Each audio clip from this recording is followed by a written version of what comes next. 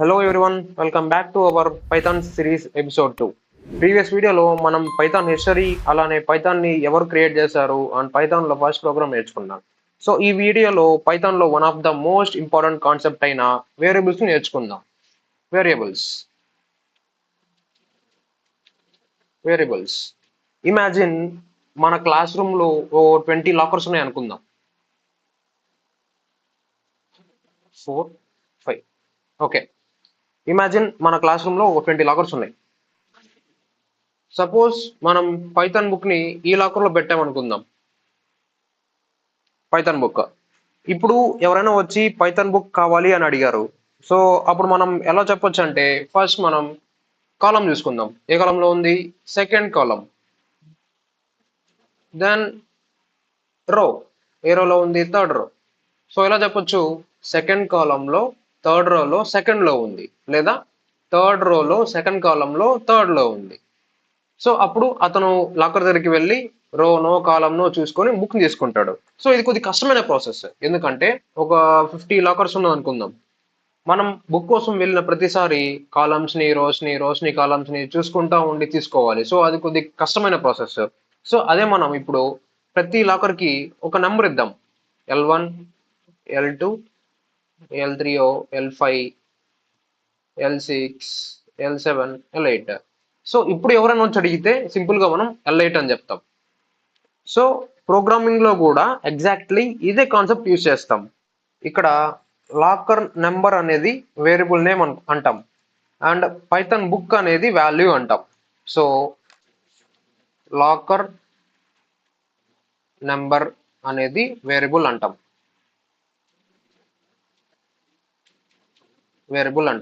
తర్వాత మనం Python book అన్నామే, దాన్ని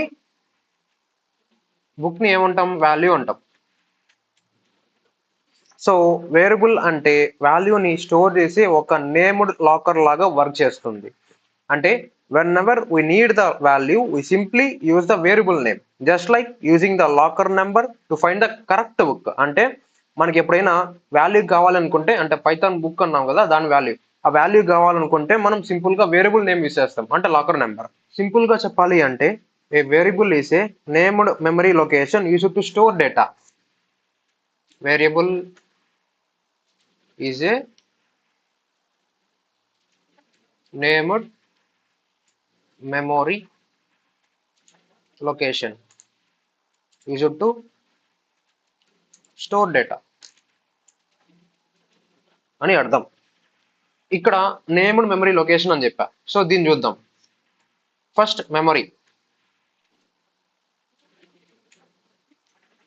మెమరీ అంటే కంప్యూటర్లో డేటాని టెంపరీగా స్టోర్ అయ్యే ప్లేస్ అనమాట. ఫర్ ఎగ్జాంపుల్ మీ కబోర్డ్లో బుక్స్ని పెట్టినట్టు, అంటే కంప్యూటర్లో డేటాని ర్యామ్లో స్టోర్ చేసుకుంటుంది. లొకేషన్. లొకేషన్ అంటే మెమరీలో చాలా స్మాల్ స్మాల్ ప్లేసెస్ ఉంటాయి అన్నమాట. ప్రతి ప్లేస్ కి ఒక లొకేషన్ ఉంటుంది. సింపుల్ గా చెప్పాలి అంటే లొకేషన్ అంటే మెమరీలో ఒక స్పెసిఫిక్ ప్లేస్ అని అర్థం. సపోజ్ ఇది మీ ర్యామ్ అని అనుకుందాం, లేదా మెమరీ అని అనుకుందాం. మీరు ఇప్పుడు ఒక ఫైల్ ని లేదా ఇన్ఫర్మేషన్ ని స్టోర్ చేస్తారు. అప్పుడు ఈ ర్యామ్ ఏం చేస్తుందంటే మీరు స్టోర్ చేసే ఫైల్ కి లేదా ఇన్ఫర్మేషన్ కి ఒక స్పెసిఫిక్ లొకేషన్ ఇచ్చేస్తుంది, అంటే ప్లేస్ ఇచ్చేస్తుంది. సో ఇది లొకేషన్ అంటే. ఇప్పుడు నేమ్డ్ అంటే ఏదో చూద్దాం. నేమ్డ్ అంటే ఇక్కడ స్టోర్ చేశారు కదా ఇన్ఫర్మేషన్, ఆ ఇన్ఫర్మేషన్ కి ఒక నేమ్ ఇస్తాం. సో ఆ నేమ్ యూజ్ చేసుకొని మీ ఇన్ఫర్మేషన్ ని చూడొచ్చు.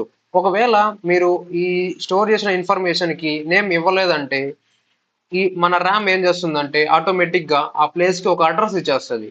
సో ఆ అడ్రస్ ని యూజ్ చేసుకొని కూడా మనం మన ఇన్ఫర్మేషన్ ని చూడొచ్చు. బట్ ప్రతిసారి ఆ అడ్రస్ ని రిమెంబర్ చేసుకోలేం, ఎందుకంటే ఇది హెక్సాడెసిమల్ ఫార్మాట్ లో ఉంటుంది.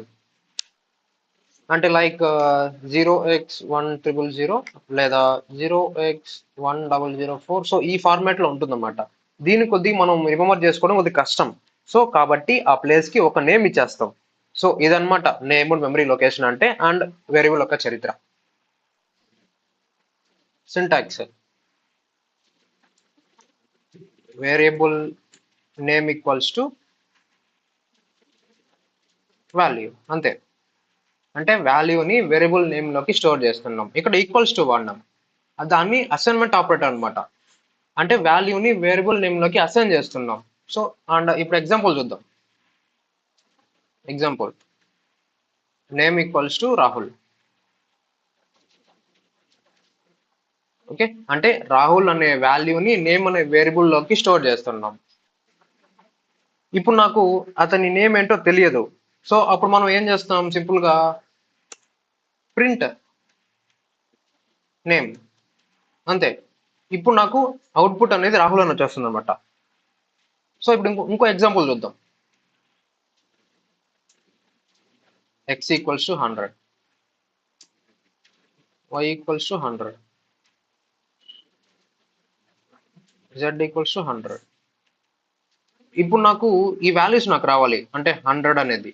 అప్పుడు మనం ఎలా చేస్తాం, print X, print Y, print Z అని ప్రింట్ చేస్తాం.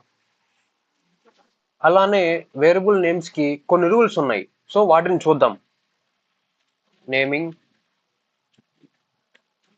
Rules for variables. దీంట్లో ఫస్ట్ రూల్ ఏంటంటే variable name must starts with a letter or underscore. Variable name must starts with letter or underscore. అంటే variable create చేసేటప్పుడు variable name first character ని letter అంటే alphabets తో లేదా under score తో start అవ్వాలి. అంటే నేమ్ ఈక్వల్స్ టు రాజు, అలానే name equals to Raju, and అలానే underscore name equals to Raju. And దీన్ని ఇలా కూడా చేసుకోవచ్చు, నేమ్ ఈక్వల్స్ టు రాజు.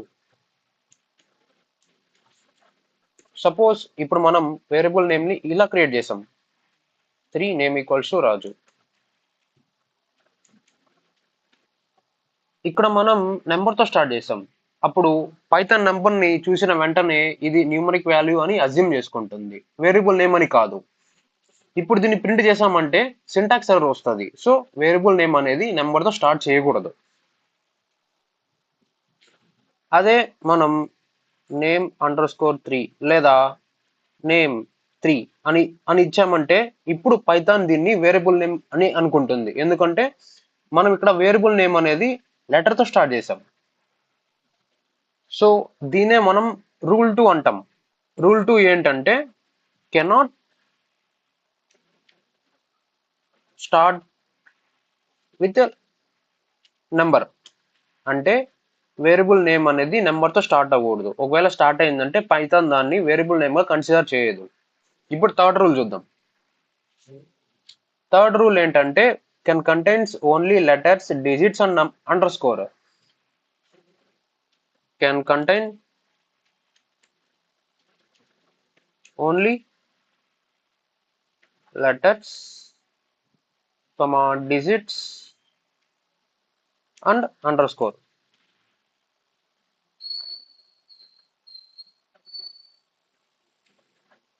ఎలా అంటే my underscore name equals to John, అలానే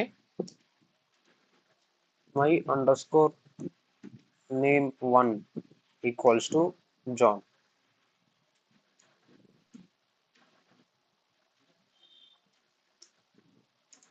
లేదా my underscore name underscore 1 equals to John.